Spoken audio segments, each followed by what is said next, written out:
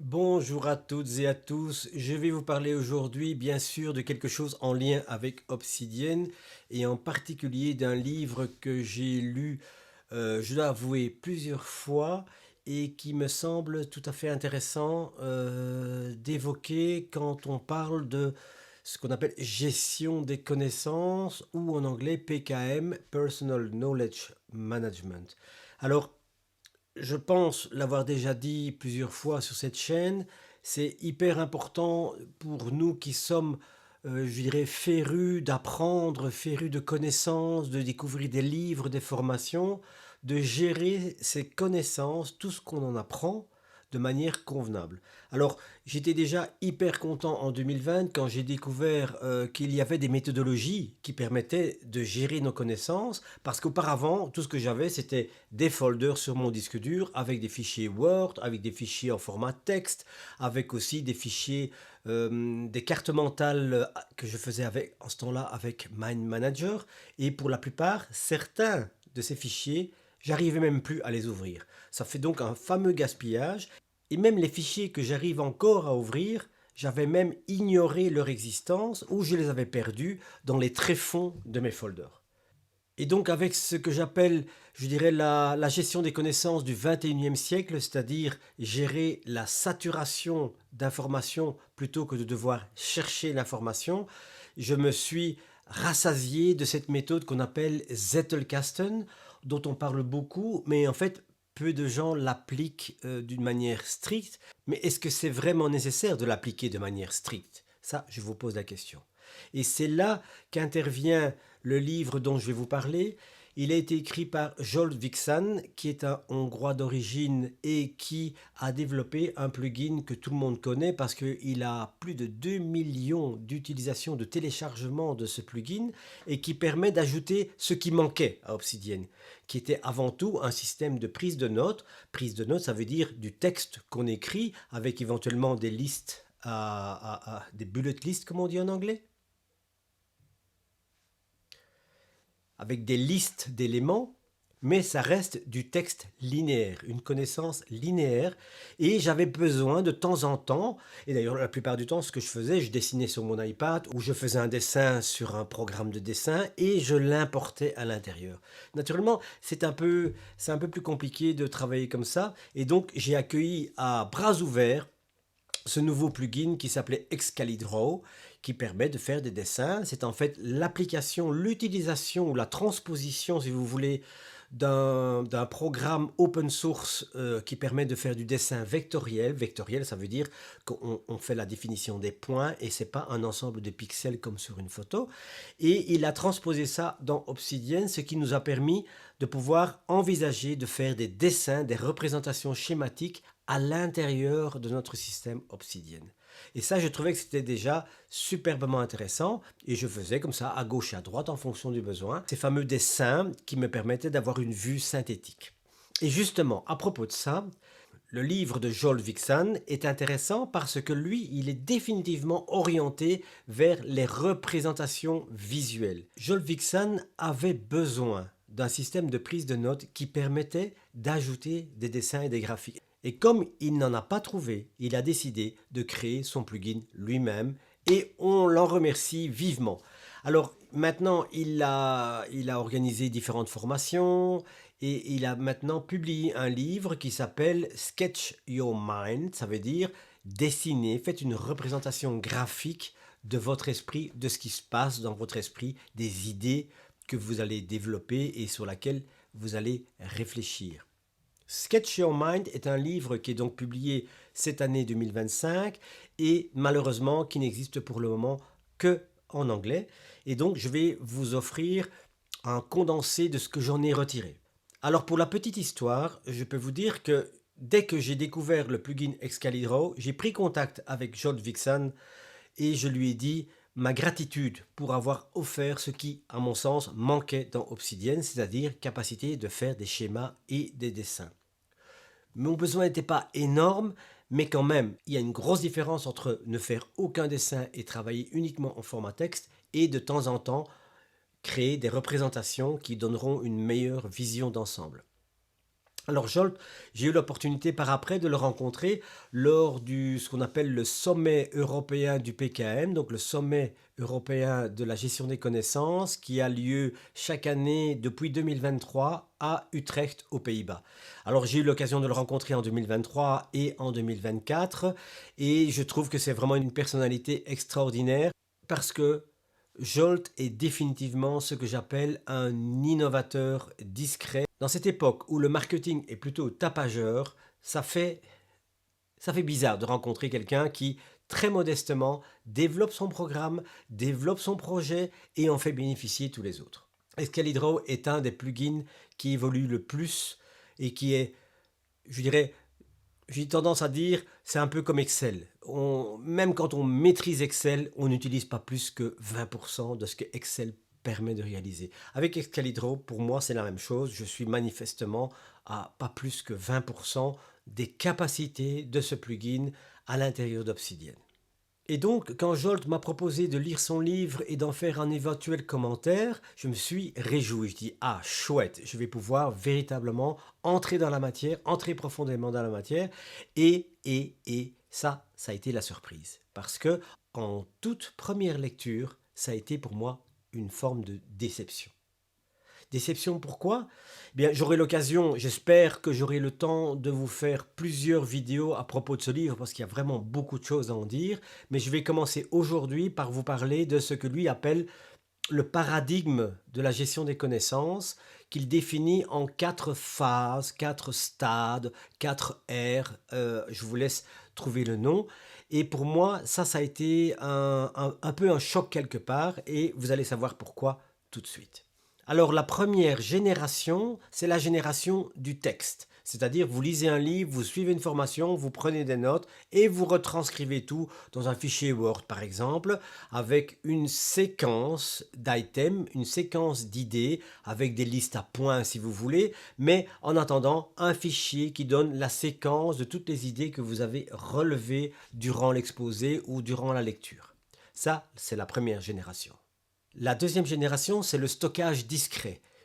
On a dépassé le stade d'un gros fichier Word avec le résumé complet, mais plutôt on va faire des notes qu'on va peut-être séparer par projet en fonction des domaines d'intérêt, en fonction des domaines de recherche et d'exploration, et on va tout classer dans des notes séparées. Ça, c'est la période Evernote, si vous avez connu le logiciel, mais plus généralement, dans votre disque dur, c'est la génération des folders dans lesquels vous allez classer par projet, par année, par type, par domaine, tout ce que vous voulez. Le seul gros problème, c'est qu'en fin de compte, une fois qu'une donnée est dans un folder, c'est comme dans un silo. La donnée est perdue à l'intérieur et si jamais cette information concerne également un autre domaine, vous devez aller voir dans un tout autre folder et ce n'est pas lié. Pourquoi? Parce que c'est simplement l'arborescence des fichiers qui va déterminer l'endroit où se trouve la note qui est en cause. Cette deuxième génération, c'est donc essentiellement un système où vous allez classer les informations.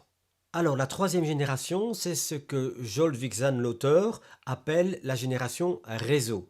Ça, c'est le début d'Obsidian où vous allez faire des notes. Si vous respectez un tant soit peu la méthode Zettelkasten, vous allez décomposer les notes que vous avez prises à la lecture d'un livre pour en faire ce qu'on appelle des notes atomiques, c'est-à-dire des notes qui sont suffisamment isolées, suffisamment complètes que pour pouvoir les stocker de manière séparée.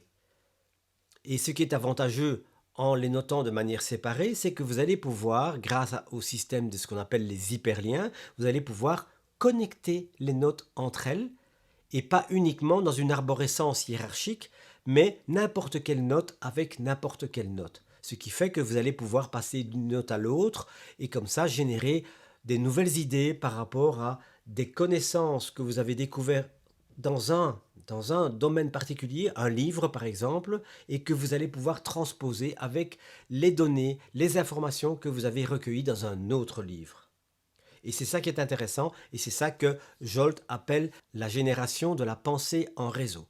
Et moi personnellement, si je devais me positionner, je me positionnerais essentiellement à ce niveau-là, c'est-à-dire je découvre une source, je prends des notes, et je crée des notes, ce que j'appelle atomiques, c'est-à-dire qui ont une autonomie, qui ont du sens en soi, Et après, je vais commencer un travail de connexion. Tiens, ça me fait penser à ceci. Tiens, c'est en opposition avec cela. Tiens, ça complète l'idée que, etc., etc. Alors où Jolt Vixen va plus loin, c'est qu'il arrive avec la quatrième génération. Ce qui caractérise cette quatrième génération, c'est qu'elle est plus holistique, plus spatiale, plus graphique. Au lieu d'aligner les idées les unes après les autres dans une liste à points, on va faire des schémas, on va tracer des flèches, on va faire des petits résumés en images qui va permettre d'avoir immédiatement un aperçu global. Et Jolt continue cette idée en disant qu'avec ça, on fabrique véritablement des blocs d'informations qu'on va connecter, mais qui vont être beaucoup plus faciles d'accès de par la dimension visuelle. Il explore un petit peu en détail comment notre cerveau est conçu de manière à pouvoir très facilement aborder par association des images, par analogie également. Et donc ça construit un système global. Ça, c'est la manière dont nous pensons. Mais c'est là que j'ai commencé à un tout petit peu freiner des quatre fers quelque part. C'est que j'ai remarqué, en ce qui me concerne, et j'ai quand même essayé de faire pas mal de schémas avec des diagrammes de synthèse, etc., etc.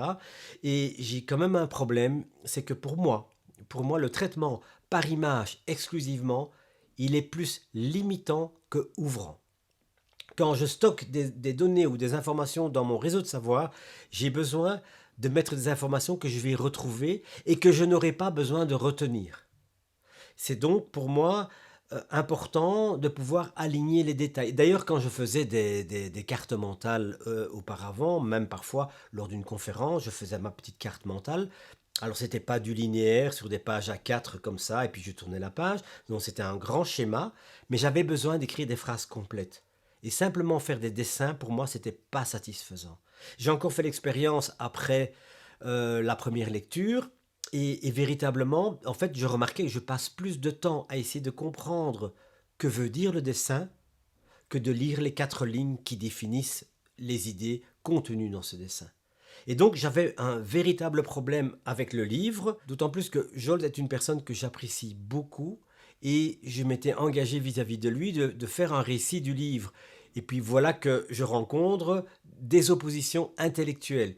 Et donc j'avais besoin de clarifier ça, sinon j'aurais pas été capable de faire la vidéo que je vous fais aujourd'hui. J'ai donc pris contact avec lui et nous avons eu un entretien pendant 1 heure 30 qui m'a permis de clarifier un tout petit peu ses intentions et ce qu'il entendait par cette quatrième génération de traitement visuel, holistique, appelez ça comme vous voulez. Et ma crainte, et c'est ce que je lui ai partagé, c'est que est-ce qu'on est obligé de passer à la quatrième génération? Est-ce que c'est pas possible de s'en tenir à la troisième si elle nous convient? Et c'est un petit peu mon cas, c'est-à-dire que j'avais mes notes qui sont en format texte avec des listes à points, tout ça, et de temps en temps un petit schéma, mais j'avais l'essentiel des données de détail, ce que j'avais besoin de garder, je ne pouvais pas les transmettre sous forme d'un graphique. Alors peut-être que je suis un mauvais dessinateur ou des choses pareilles, je ne vais pas entrer là-dedans parce que je pense que c'est vrai de toute façon, et donc je lui ai demandé, mais est-ce que c'est inéluctable? Tu parles de quatrième génération, Jolt, mais est-ce que ça veut dire qu'on est obligé, quand on est à la deuxième, de passer à la troisième, et quand on est à la troisième, de passer à la quatrième? Eh bien, la surprise, enfin ma grande satisfaction quelque part, c'est que la réponse est non. Et tout simplement, ce qu'il m'a expliqué, c'est qu'en fait, on vient d'un monde où le linéaire, le texte, primait, avait beaucoup trop d'importance par rapport au graphique et au dessin. Et en fin de compte, son travail avait pour but d'un tant soit peu équilibrer. Équilibrer ce déséquilibre entre le textuel pur, qui est valorisé intellectuellement, etc., etc., et l'image, qui peut paraître pour certains comme étant un peu simpliste quelque part. Et en fait, ce qu'il m'expliquait, c'est que c'est comme un balancier, bien sûr.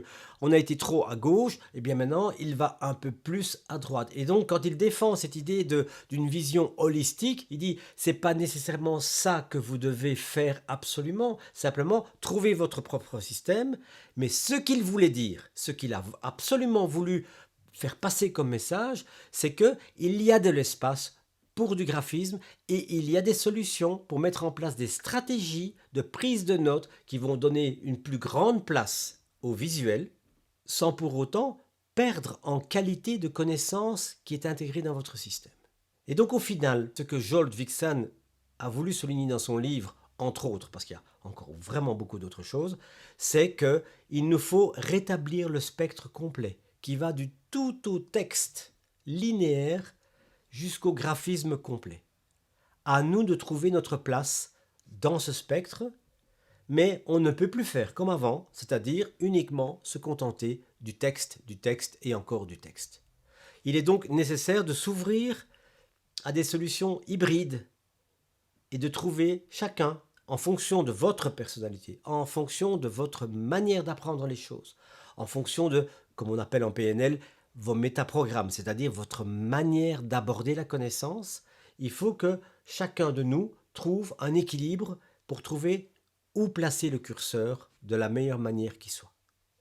Voilà ce que je voulais vous partager aujourd'hui. Alors j'ai encore plein de choses et plus je vous en parle et plus je me dis waouh, il y a encore ça et ça à vous partager. Donc ça, pense que je vais le faire et notamment une manière que j'ai véritablement découverte avec le livre.